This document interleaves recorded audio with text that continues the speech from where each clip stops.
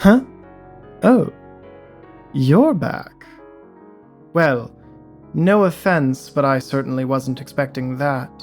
People don't normally return from the nowhere, even if it is possible.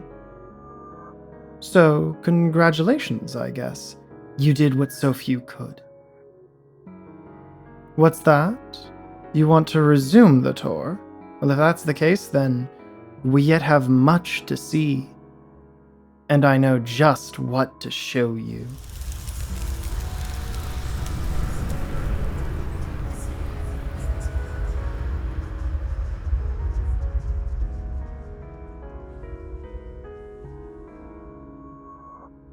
Thus far, I have spoken to you much, my lanternly companion, of those godlike beings called the Hours. I think today it might be best we learn a bit more about them, lest you suffer too much in curiosity pain. Now come, let us learn. The Hours are the gods, if you can call them gods, of this world as we have come to know it. They are named the Hours after one of their many dominions.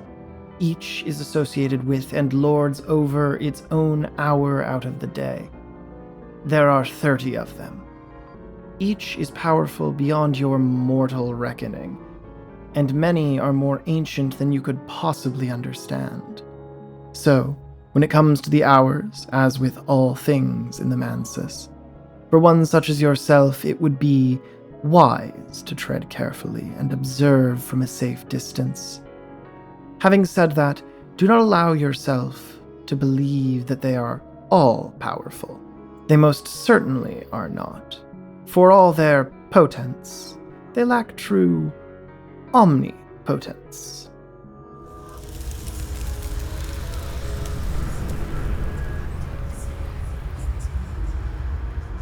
The sixfold first powers this world knew predate living memory, and indeed many unliving ones too.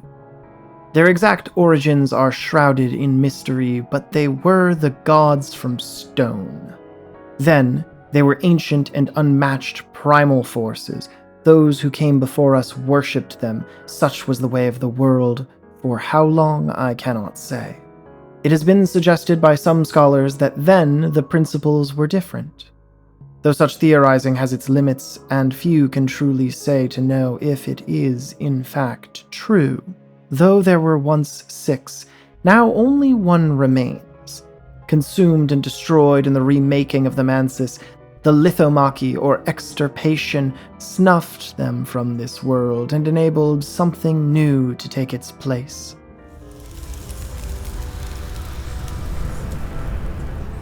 Keys and cold, she was one of the first. The horned axe is a power of passages and thresholds. It watches over the boundaries of the Mansis. Its hour is 13, and she is depicted with a horned labrys. She, the double-edged, is the only power of her kind to survive the lithomachy, and she should not be thought less for that. The extirpation may have stripped this world of her siblings, but the horned axe yet remains, though not entirely unchanged. It has been theorized that though it has since grown cold, the horned axe was once a power of only doors and passages.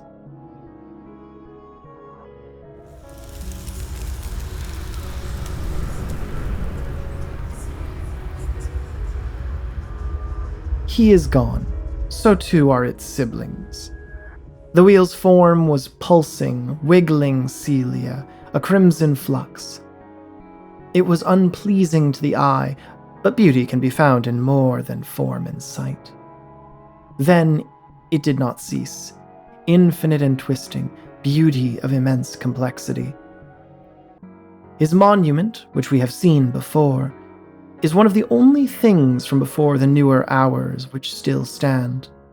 Appropriate, I think, for a god such as it. Though little can be known of them, his aspects are believed by some not to have been the modern moth and heart, but rather a precursor aspect from which were birthed the modern principles after the moth usurped the wheel from within. As we know in this world, it is always possible to be deader, and it has been proposed that though dead, the wheel may live on in some of the newer hours.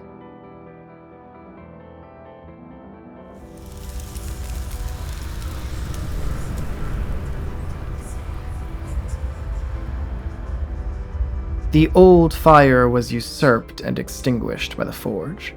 Flint was a god, now long dead, of creation and fire.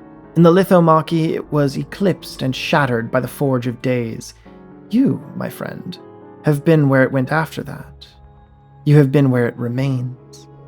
It is believed that it is not of the aspect forge, but rather a proto-forge, sometimes called flint.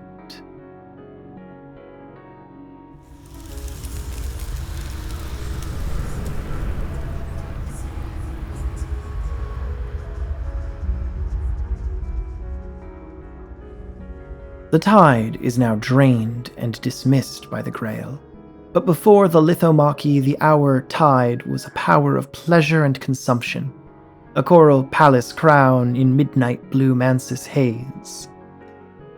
Its proto-aspect is thought to not be Grail but tide, for pleasure is different in every age and every hour.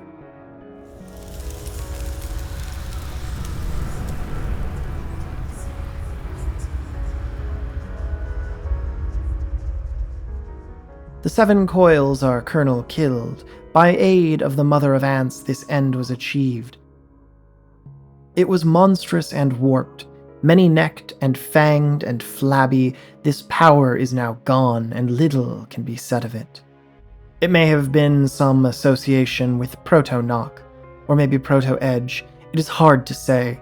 The histories can get so twisted.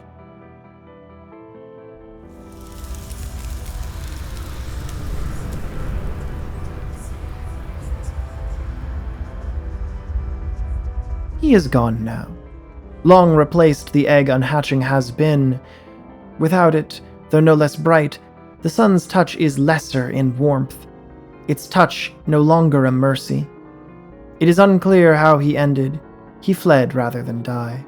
But nevertheless, he was replaced.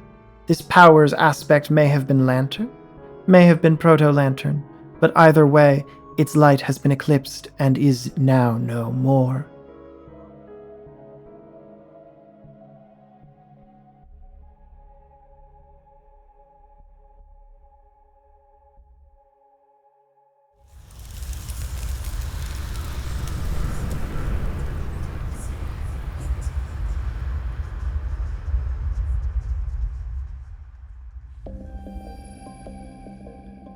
Time was, mortals could not ascend. This is no longer true, and they are the proof. So now we see the gods from flesh, those gods who waged the lithomachy and broke the stag door. These gods, once mortal, ascended and became the new and dominant powers of the Mansis. As things stand, there are 8, or maybe 9. It really depends on how you count.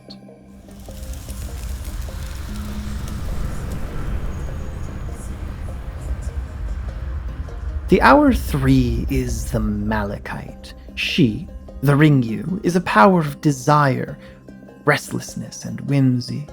She, Honey Tree, was one of 3 who sealed the pact which ended the lithomachy. She holds secret liaison with an hour we have yet to meet, but allow me to assure you, such things are much forbidden. Her aspects are moth and grail.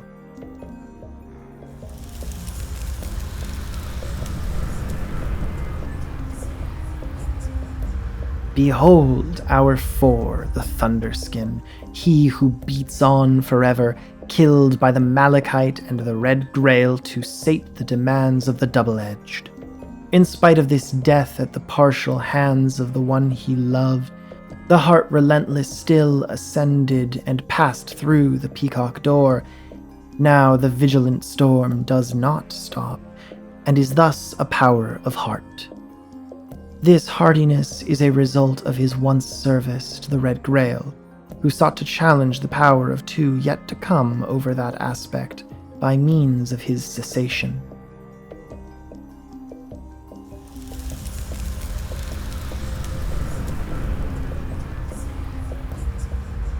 The fifth hour has yet to come.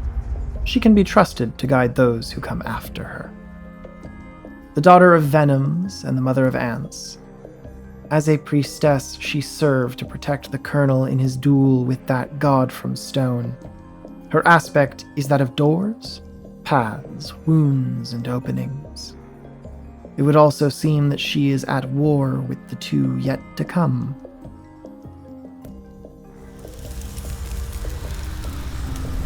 And here they are, Hour 6 and Hour 18, the Witch and Sister and the Sister and Witch. They are not one hour, but a pair born of the union of two mortals who, in desperation, fled their home and drowned at sea. In death they found the painted river and ascended by means of the Red Grail. Soon, though, the Red Grail grew envious of their power and sought to use the cessation of the Thunderskin as a means to limit their growing power. They too have conflicted with the daughter of Venoms. The two are often difficult to distinguish. It is for this reason that the Horned Axe may find them detestable. The Witch is one of the aspects Grail, Moth, and Heart, and the Sister is of the aspects Heart, Moth, and Grail.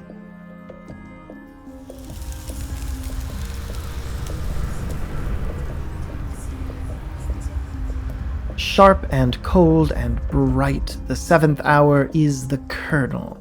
He who helped the Mansis and slew the seven coils. He who was blinded and scarred to protect him from its power. He who taught the Lionsmith, he who wars with the Lionsmith still. He whose scars are each a weapon unto themselves, and he who guards the Worm Museum and protects us from all the dangers therein.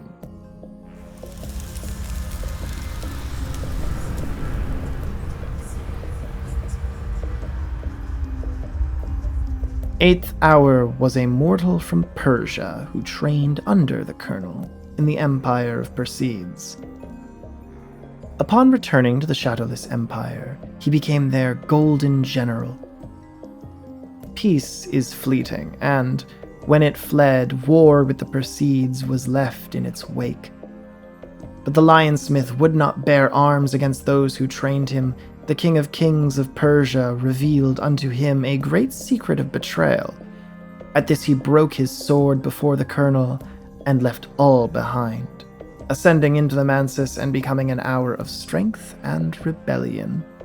He makes monsters, too, which wage as his servants in an ever war against the Colonel. This power is one of edge and heat and ever life.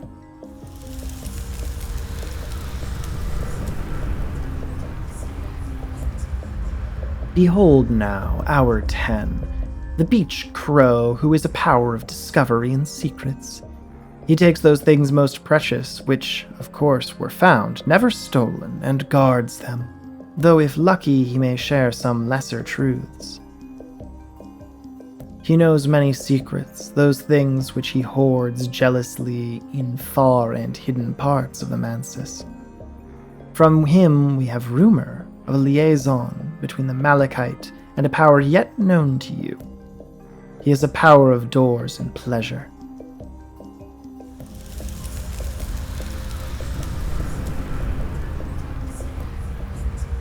Witness now how we came to the last of our fleshy gods. Hour 17, the Vagabond, an hour of impulse and secrets. She has seen places far and wide. From gossip and lore, it has been deduced that she has visited, so many places. The whole of the Mansis, all 9 continents, even the Nowhere, though she is unlikely to return there. All that remains is the Glory, though many imagine that to be her eventual goal. If she ever achieves that is yet to be seen, though, for in her current state she may not enter the house. Not for any crime she has committed, but for some crime she will someday commit. In the meantime, she can go everywhere else.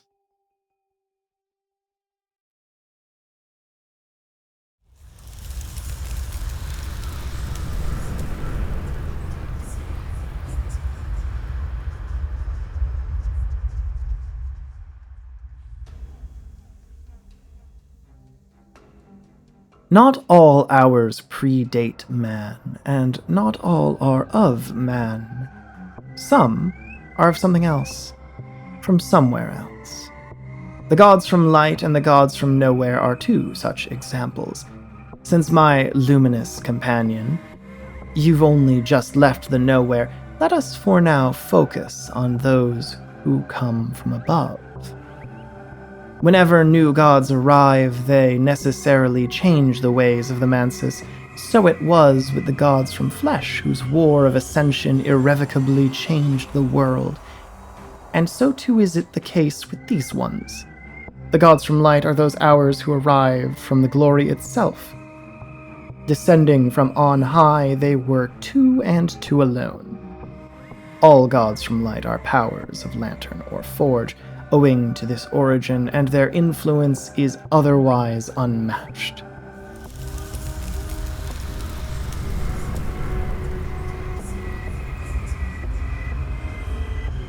Let us start with her, Hour 20, the Forge of Days. She who descended from the glory and made the intercalate. In that she divided him, whom she loved, lest they begat more of their ilk and commit the crime of the sky. She is a power of change. Destructive change, rather. And as such a power would imply, she is nigh unmatched. For she consumed flint and remade it forge in her image. She has extinguished another too, but one moment on that.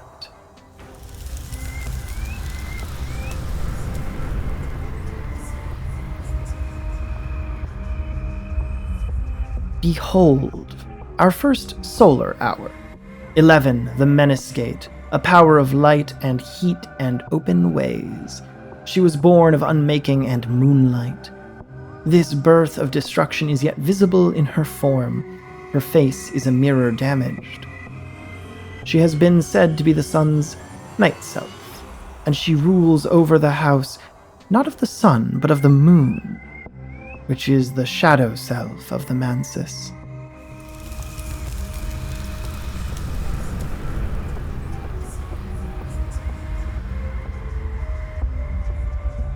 Hour 12 is a sibling of the Menascate, a powerful light and cold.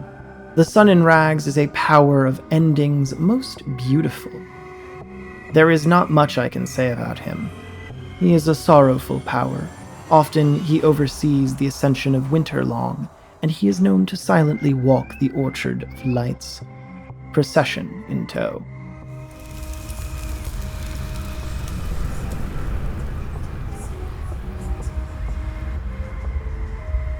"14 is the Madrigod, whose domain is as inversive pair to the sunset of the sun in rags, the chilly winter dawn. She presides over the entry of the dead into the house, and she is one of the powers of cold and change.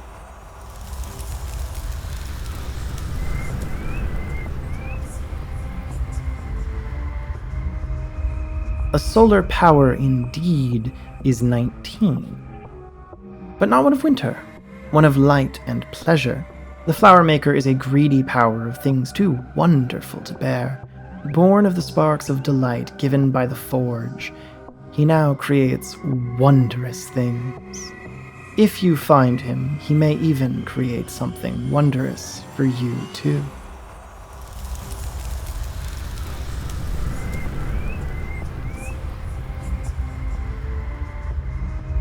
Ah, you have waited too long, so let us now speak of him. If the forge could regret, it would regret the intercalate. But in all its other works, it knows joy. The sun in splendor is no more, but someday it might return. The once king of the Mansis, now shattered by his love, ruled the Mansis after the Lithomachi and until the intercalate, when he was divided into the solar gods Flower Maker, Madrigod, Sun in Rags, and Menascate. Of his death, another was born too, and so too did the worms multiply. Without his presence, the worms, which you have seen, my companion, could simply multiply out of control. Thus initiated the first worm war, for they could feast and grow in his corpse.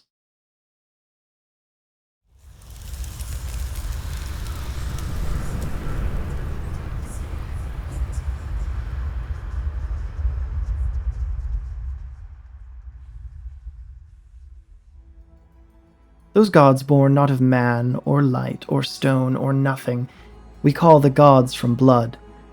These gods were born of death itself, their own death to be specific. Though the details are often unspecific, you can be assured that they are unified by the common source of sacrifice. The gods from blood are 4 in number, though others are suspected to be among them, such as the Thunderskin and the Sun in Rags. Here, though, I will only show you those known to be fully by means of demise itself.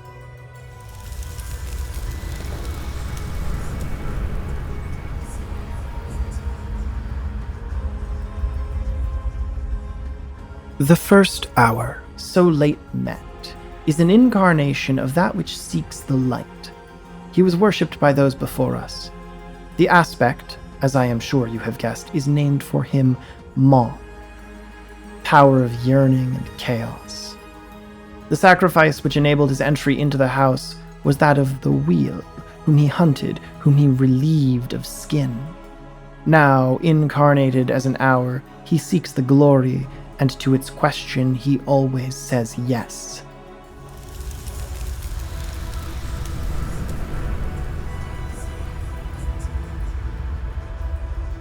Hour 2 is a secret keeper. She dwells deep in the woods, and to those whom she decides are worthy of her favor, she has been known to give the gift of shelter and concealment. Aspected heart and moth, she is known to answer the question of the glory too. Her answer, however, is a resounding no, for she prefers to hide deep in the darkness of the wood. In the past, the velvet has been known to share secrets, and has even used those secrets to blackmail the other hours.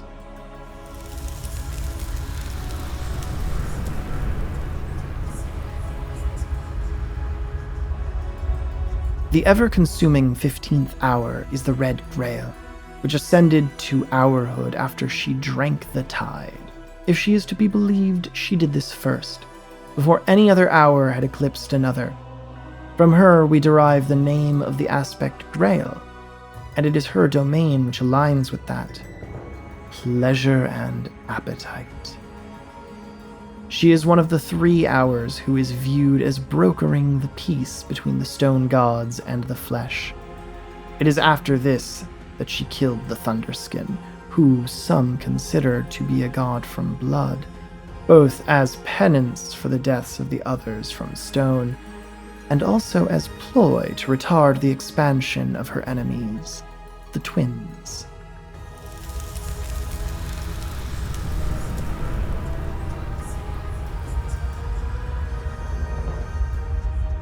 Inside of Hour 16 are 2 aspects. One is sharp, the other cold. The wolf divided is an hour of agony, hatred, and destruction.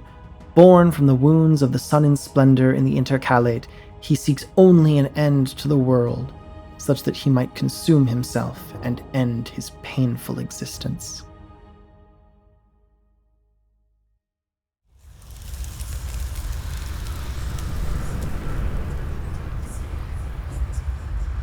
Heretofore you have seen hours of all sorts, fleshy or luminous gods, gods born from death, gods born from nowhere, even stone gods who predate humanity.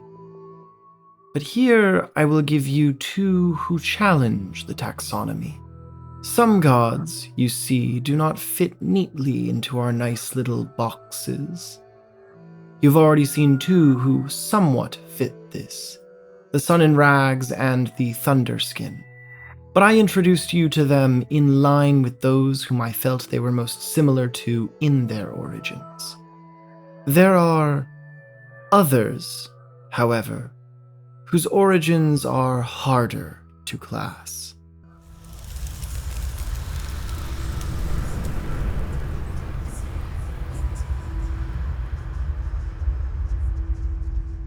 Hour 1 is the Watchman, and also an hour of confounding origins.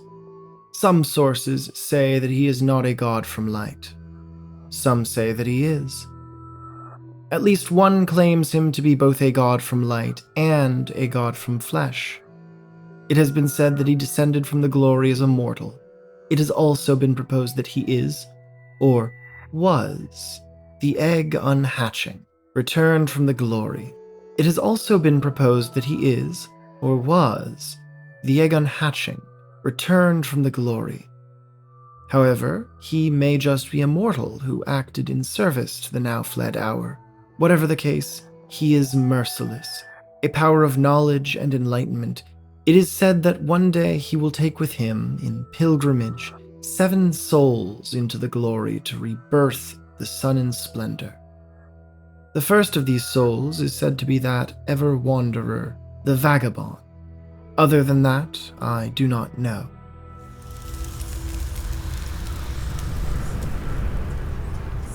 Fear not, companion of mine. I do not bring you here to return you to the nowhere, but to introduce you to he who brought you back. The elegiast is hour 9, and he is cold alone. His domains are those of memory, death, and loss, and, though he is not the kindest hour, he is never cruel. He remembers all his promises, much as he remembers all who have gone to the nowhere. As to his origin, I simply do not know. There are hours, O companion, who I know only by their name and nothing else. For them, I cannot deduce their origins. There are hours of complicated origins. For them, I can say where they came from. But for the ivory dove, none of that is the case. I know of him, I know what he does, but I know next to nothing about where he comes from. Though may soon some scholars find the truth buried in some history or another.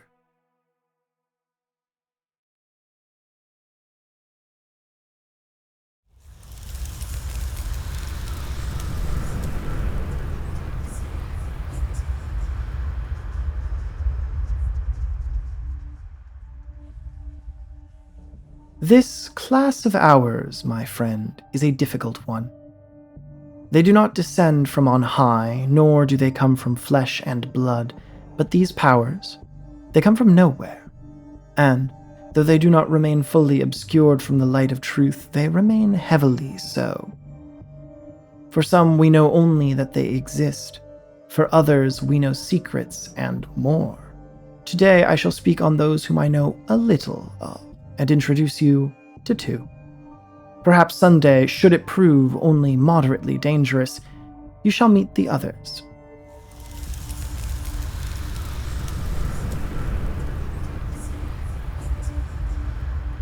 Do not behold hour 25, companion of mine, for even that might be dangerous.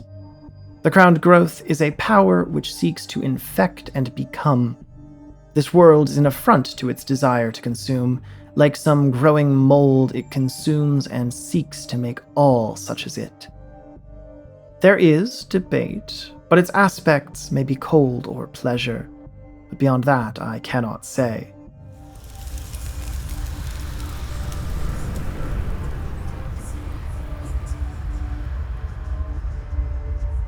Remember this clearly, companion of mine.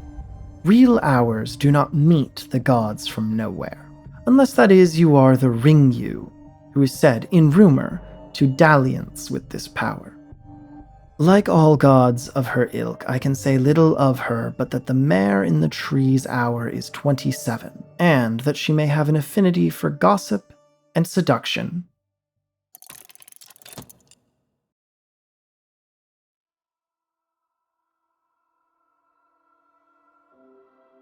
Our time, O traveler of the Mansis, has grown short. One may only dream for so long before the daylight strips us of our unconsciousness, and that time, it would seem, has come for you. Should you return to the Mansis, come, find me in my own little corner, and mayhaps I shall teach you something new.